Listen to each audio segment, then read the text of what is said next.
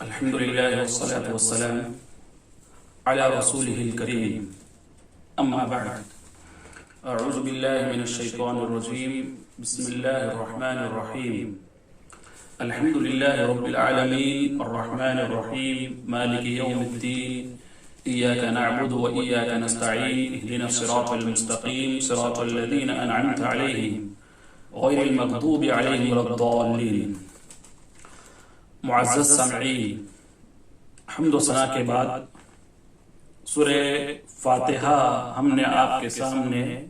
تلاوت کی ہے۔ جیسا کہ ہمارا موضوع چل رہا تھا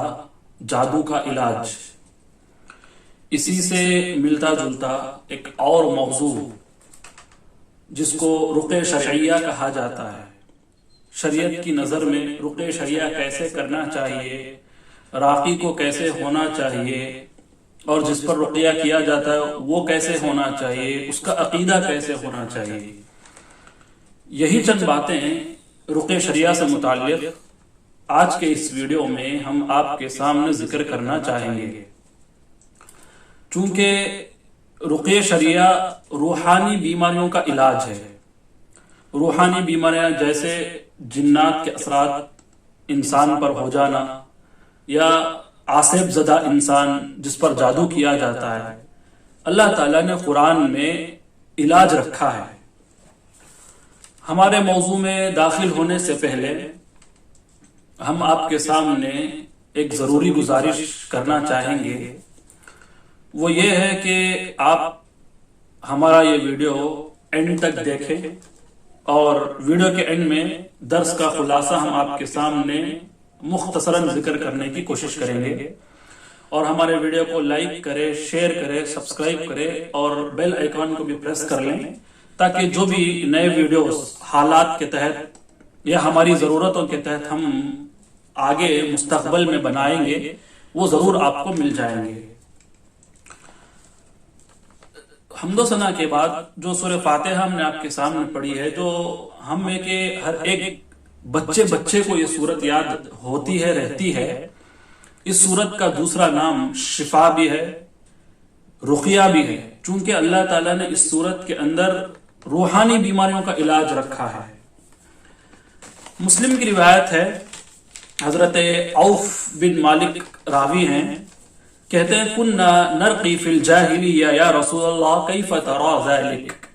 اے اللہ کے رسول ہم جاہلیت کے زمانے میں رقیہ کیا کرتے تھے، آپ کا خیال اس بارے میں کیا ہے، آپ کے تھاٹس کیا ہیں، آپ کیا سمجھتے ہیں؟ صحابہ کہتے ہیں، اللہ کے رسول صلی اللہ علیہ وسلم کہتے ہیں اعرضوا علی رقاکم لا بأس بالرقا ما لم یکن فیہ شرک، کہ اپنے بیماروں پر رقیہ کیا کرو، رقیہ کرنے میں کوئی حرج نہیں ہے جب تک کہ اس رقیہ کے اندر شرک کی ملاوٹ نہ ہو۔ یعنی رقیہ کے اندر شرک کی ملاوٹ نہ ہونے کا مطلب یہی ہے کہ ہم نے موضوع آپ کے سامنے رکھا کہ رقیہ کرنے کے ٹرمز اینڈ کنڈیشن اسلام کے اندر کیا ہے، شروط و ضوابط کیا ہے، کہ کس کا رقیہ صحیح مانا جائے گا، کہ وہ کس طرح سے آئے کہ اگر ہمارا رقیہ شرعی مانا جائے، ہمارا رقیہ معتبر مانا جائے شریعت کی نظر میں۔ وہی ٹرمز اینڈ کنڈیشن مختصر ہم آپ کے سامنے ذکر کرنا چاہیں گے۔ اسی طرح ایک اور روایت حضرت عائشہ رضی اللہ تعالی عنہ کے حوالے سے مسلم کی ہمیں ملتی ہے، کہتے ہیں کان اذا اشتکى الانسان الشیء منہ او کانت منہ جرح، کہ جب کوئی زخم انسان کو لگ جاتا یا کوئی چیز لاحق ہو جاتی۔ دیکھیے، ایک تو رقیہ شرعیہ میں اللہ تعالیٰ نے روحانی بیماریوں کا علاج بھی رکھا ہے، اسی طرح جسمانی بیماریاں، زخم لگ جانا، کسی کا ایکسیڈنٹ ہو جانا، پھر وہ ایکسیڈنٹ سے انسان کو کیسے باہر لایا جائے، یا ان زخموں سے جو جسم کو انسان کو لگ جاتی ہیں ان سے کیسے باہر لایا جائے، شریعت میں اس کا بھی علاج ہے۔ یہی روایت حضرت عائشہ نے بیان کیا، کہا کہ اللہ کے رسول صلی اللہ علیہ وسلم کیا کرتے تھے۔ اس حدیث میں جو سند کی جو چین ہے، حدیث کی جو چین روایت بیان کرنے والے حضرت سفیان، وہ حضرت عائشہ رضی اللہ تعالیٰ عنہ کو واقعہ ان سے نقل کرتے ہوئے کہتے ہیں کہ انسان کو اللہ کے رسول کے زمانے میں جہاں کہیں زخم لگ جاتا اللہ کے رسول کیا کرتے، اپنا کچھ لعاب لگاتے ہیں لعاب لگانے کے بعد زمین سے کچھ مٹی لیتے ہیں، زمین سے کچھ مٹی لینے کے بعد جہاں زخم لگا ہے اللہ کے رسول وہاں مسح کرتے تھے، چھوا کرتے تھے، وہاں رکھ کر اس دعا کا اللہ کے رسول اہتمام کیا کرتے تھے. اور وہ دعا کیا ہے؟ اسی روایت میں مسلم کی تو حضرت عائشہ رضی اللہ تعالی عنہ کے حوالے سے ہم نے آپ کے سامنے بیان کی ہے کہ بسم اللہ تربت ارضنا بریقت بعضنا لیشفى به سقیمنا باذن ربنا، کہ ہم اللہ تعالیٰ کے نام سے رقیہ کرتے ہیں، ہم اللہ تعالیٰ کے نام سے اس بیماری کو کیور کرنے کی کوشش کرتے ہیں ہمارے مریضوں کو، تاکہ ہمارے مریضوں کو شفایابی مل جائے ہمارے رب کی اجازت سے. یہ اس دعا کا ترجمہ ہے. یہ دعا بھی آپ یاد کیجئے،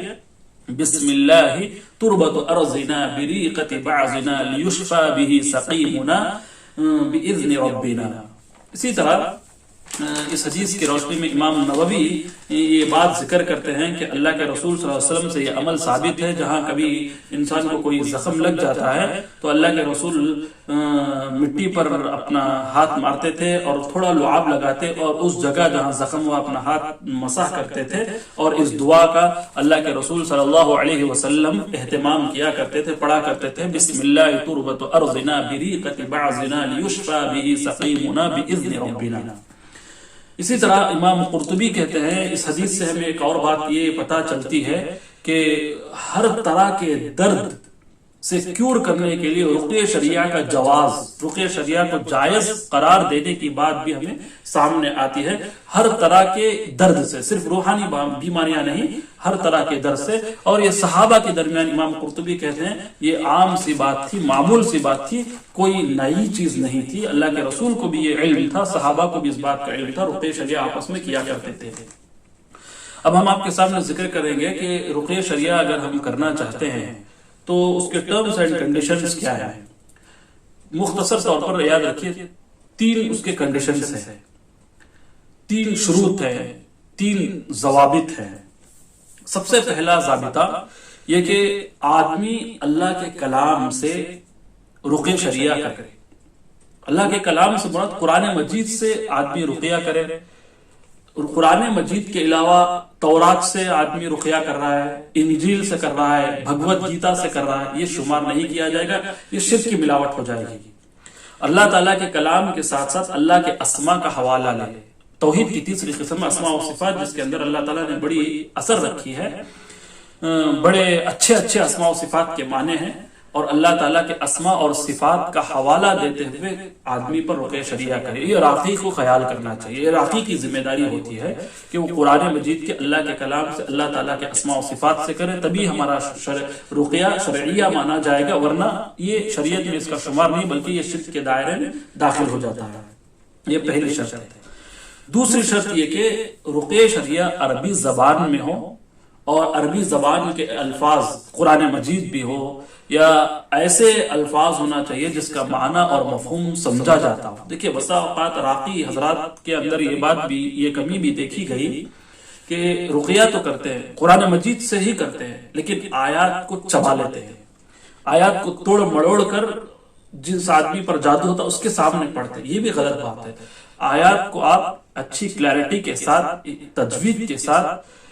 آرام سے قرآن مجید کے جو تجوید کے قوانین ہیں اس کا خیال رکھتے ہوئے پڑھیں. زیر زبر کی بھی انسان سے غلطی نہیں ہونا چاہیے، ورنہ قرآن مجید کے جو اندر معنی ہے وہ تبدیل ہو جائے گا. اسی طرح ایک تیسری چیز جو راقی سے بھی تعلق رکھتی ہے رقیہ شریعہ کے ٹرمز اینڈ کنڈیشن میں، اور جس پر رقیہ کیا جاتا ہے اس سے بھی یہ چیز تعلق رکھتی ہے، وہ یہ ہے کہ آدمی کا اعتقاد مضبوط ہو، اللہ پر بھروسہ ہو، اور اعتقاد یہ ہو وَإِذَا مَرِضْتُ فَهُوَ يَشْفِينِ والا عقیدہ ہو. جب میں بیمار ہو جاتا ہوں شفا دینے والا اللہ ہے، اللہ کی ذات ہے. اور یہ قرآن مجید کا صرف پڑھ لینا ہمیں شفا مل جاتی ہے، ایسا بھی نہ سوچے. یہاں تک کہ انسان کا عقیدہ یہ ہونا چاہیے قرآن مجید شفا کا ذریعہ ہے، اور ذریعہ اللہ بناتا ہے، اور اس قرآن مجید میں جان بھرنے والا، اس بیماری سے دور کرنے والا اللہ تعالیٰ ہے، اور اللہ تعالیٰ ہی قرآن مجید کے ذریعے انسان کو شفا دیتا ہے. تو آپ سوچئے قرآن مجید انسان پڑھ رہا ہے، اس کے بعد بھی ہمارا عقیدہ ایسا ہونا چاہیے کہ اللہ تعالیٰ قرآن مجید پڑھنے کے بعد ہماری بیماری کو دور کرتا ہے۔ آپ سوچئے کہ جو آدمی اس بات کا عقیدہ رکھتا ہے فلاں پیر میری بیماری کو دور کر دے گا، فلاں بابا میری بیماری کو دور کر دے گا، تو یہ کتنا بھیانک جرم ہے، یہ شرک کے دروازے تک انسان کو لے جاتا ہے۔ بہرحال اس ویڈیو میں ہم نے آپ کے سامنے چند رقیہ شریعہ کے ٹرمز اینڈ کنڈیشن سے متعلق باتیں ذکر کی کہ اللہ کے رسول صلی اللہ علیہ وسلم کے زمانے میں بھی صحابہ رقیہ شریعہ کیا کرتے تھے، اللہ کے رسول سے پوچھا کرتے تھے۔ پھر زخم جہاں لگ جاتا ہے وہ روایت ہم نے آپ کے سامنے بیان کی کہ کیسے اس کو کیور کیا جاتا ہے، اور وہ دعا بسم اللہ تربت ارضنا بریقت بعضنا لیشفى به سقیمنا باذن ربنا، یہ دعا کا بھی ہم نے جہاں زخم ہو جاتا ہے وہاں ہاتھ رکھ کر پڑھنے کی بات کہی۔ اسی طرح امام قرطبی اور امام نووی کا اسی حدیث کے حوالے سے دو اقوال ہم نے آپ کے سامنے ذکر کیا۔ پھر رقیہ شریعہ کے جو ٹرمز اینڈ کنڈیشنز ہیں وہ تین ہیں۔ سب سے پہلا کہ اللہ تعالیٰ کے کلام اسماء و صفات سے رقیہ شریعہ کیا جائے اور عربی زبان میں ہو جس کا معنی و مفہوم سمجھا جائے۔ تیسرا راقی اور جس پر رقیہ کیا جاتا ہے اس کو اس بات پر عقیدہ ہونا چاہیے کہ بیماری دینے والا اور بیماری لینے والا اور شفا دینے والا، بیماریوں سے کیور کرنے والا یہ اللہ تعالیٰ کی واحد ذات ہے، اللہ کے سوا اس معاملے میں کسی کو دخل نہیں ہے۔ ہم دوبارہ آپ سے گزارش کرتے ہیں کہ ہمارے ویڈیو کو آپ ضرور سبسکرائب کریں، لائک کریں، چینل لائک کریں، شیئر کریں اور بیل آئیکن کو پریس کریں اور ڈسکرپشن ضرور چیک کریں، آپ کو مزید معلومات وہاں بھی آپ کو مل جائیں گی۔ آمین وآخر دعوانا ان الحمد للہ رب العالمین۔